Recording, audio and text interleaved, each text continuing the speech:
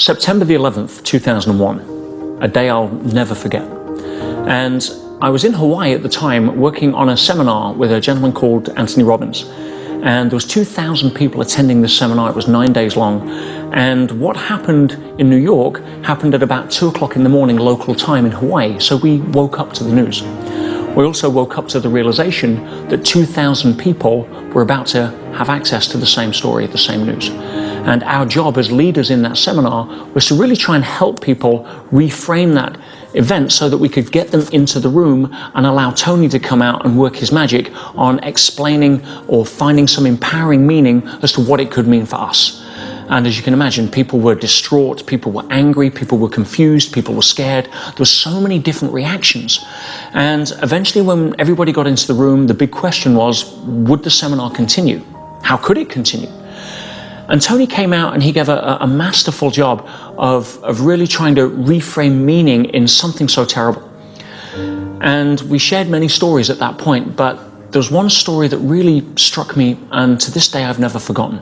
In fact, I lived my life through a lot of the lessons that I learned on that day through this story. And it started with a young woman raising her hand and says, I want to share something. She said, I now know the reason why I'm here. She said, 2 years ago, my fiance at the time was killed in a car crash. And she said, you know, the meaning I chose to take out of that was that, meaning most people would take out of that, love, doesn't work. Never get too close to people. Never take anything for granted. Things can get taken away in a heartbeat. Always protect yourself.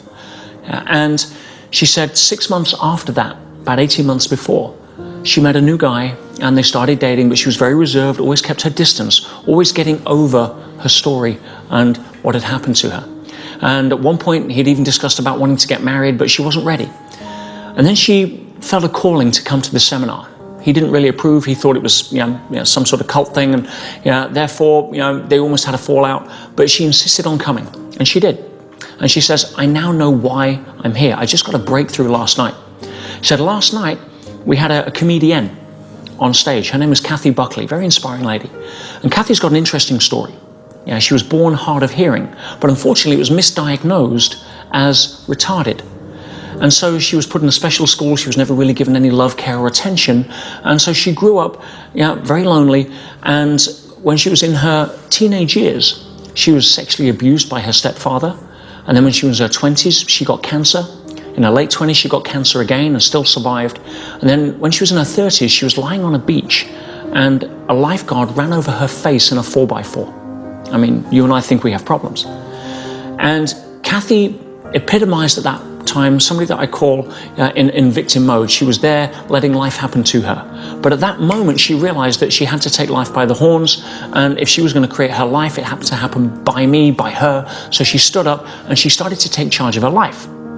And she learned that she'd got a gift for making people laugh. She'd learned sign language and how to communicate. So she stepped in for a friend at a comedy show one night and she won a local prize. She went on to go to the regional final and she won that. And things progressed and she got her own little show and then she wrote a book and she became quite successful. And her story, and she tells it very funnily, but her story has a really powerful message. You cannot dance through life looking in the rearview mirror. You're going to crash and you're going to miss the scenery. You cannot dance into your future with a ball and chain around your leg from the past. That doesn't work. And this woman stood up on the morning of September 11 and said, when I heard Kathy last night, I realized what I've been doing the last 18 months. She said, so I ran back to the room and I called my boyfriend and says, listen, honey, I got my breakthrough. I knew why I was here. The light bulb just went off. When I finish this seminar, we're going to come home. Let's get married. And she left a message on his voicemail and he called her back the next day and left a message on her voicemail from the 104th floor of the World Trade Center. And he said that the building had just been hit and it was filling up with smoke and he thought he was going to die. But if he did die, he wouldn't really mind because he just listened to her message, and if that's what it took to get to where they were at, he'd die a happy guy. Now, I listened to that voicemail and I could hear the people screaming in the corridors. And then the line went dead and he went down with the building. And then this woman stood up in front of 2,000 people. Now with every right to turn around and say, hey, look, see, this proves I've been right for the last 2 years. Yeah, you should never get close to people. It can be taken away. Everything I've been living in victim mode is true. But she didn't choose to say that. She chose something else. She got up and she said, I've played that game. I know where that leads. That is a tunnel, yeah, with no cheese. She said, instead, the meaning I'm going to take out of this is that I'm going to live every single day as if it's my last. I'm going to squeeze every drop and every ounce of passion that I can get out of each day and live my life from that place. Why? Because if I'd have done that 2 years ago, I'd have been married by now. And she inspired me and 2,000 other people to take that day and take that event and bond together with more passion, with more team spirit, with more commitment to squeezing the most out of life than we could ever have done in that scenario had we not been inspired. And people still ask me, where were you on 9/11?